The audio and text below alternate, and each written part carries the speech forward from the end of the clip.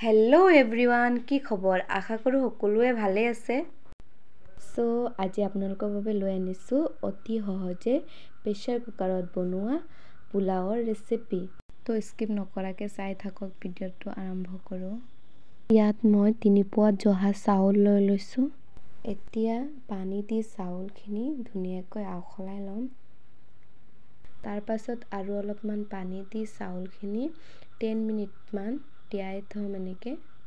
10 মিনিটমান পাছত চাউলৰ পানীখিনি পেলাই ল'ম এনেকৈ।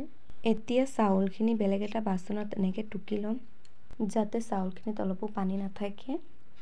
তাৰ পাছত দি দিম সৰু চামুচ এটা দি 2 চামুচমান নিমখ, চামুচৰ হাফ পৰিমাণ দি দিম হালধি গুড়ি আৰু হাফ পৰিমাণ গৰম মছলা, 1 চামুচমান জিৰা গুড়ি। তাৰ পাছত দিছোঁ 1 চামুচ পৰিমাণ আদা গুড়ি আৰু কাঁহী এটাত লৈ লৈছোঁ সিজোৱা বুট, কাজু বাদাম, কিচমিচ, এলাচি, বাদাম, পিঁয়াজ আৰু কেইটামান তেজপাত। এতিয়া কুকাৰখন বহাই ল'লোঁ। কুকাৰখন গৰম হোৱাৰ লগে লগে মই ৰিফাইন দি দিলোঁ। তেলটো গৰম হোৱাৰ লগে লগে 1 চামুচ পৰিমাণ দি দিছোঁ ঘি। তাৰ পাছত দি দিছোঁ তেজপাত আৰু লগতে দিছোঁ কাজু বাদাম, কিচমিচ।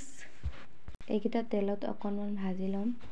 ভজা হোৱাৰ লগে লগে দি দিম কাটি থোৱা পিঁয়াজ, এলাচি, লগতে দি দিছোঁ বুট। দি লোৱাৰ পাছতে ধুনীয়াকৈ লৰাই ল'ম। এতিয়া দি দিম মছলা দি থোৱা চাউলখিনি। এতিয়া ভালকৈ লৰাই ল'ম যাতে চাউলখিনি মছলাৰ লগত মিলি যায় আৰু চাউলখিনি অলপমান তেলত ভাজিব লাগিব। ভজা হোৱাৰ লগতে পানী এড কৰিম। চাউলখিনি অলপমান লৰাই ঢাকনা লগাই দিম।